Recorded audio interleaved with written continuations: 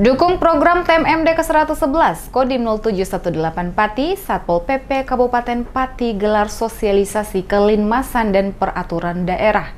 Beri wawasan cara menertibkan dan menjaga keamanan lingkungan di lokasi sasaran TMMD.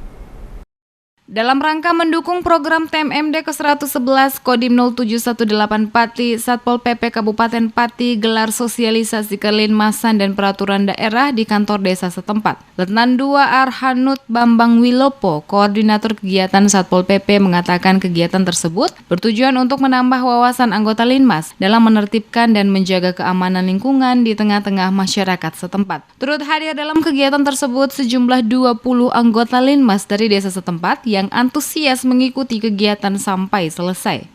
Penjelasan masalah sosialisasi kelinmasan dan peraturan bupati agar masyarakat lebih mengetahui lagi tentang masalah kelinmasan. Untuk meningkatkan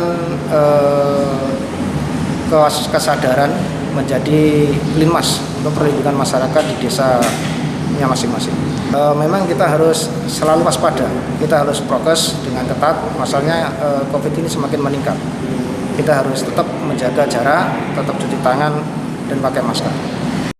Dalam kegiatan tersebut, Letnan 2 Arhanut Bambang Wilopo juga menghimbau agar menjaga ketat protokol kesehatan di lingkungan masyarakat, mengingat persebaran COVID-19 yang kian meningkat di wilayah Keresidenan Pati.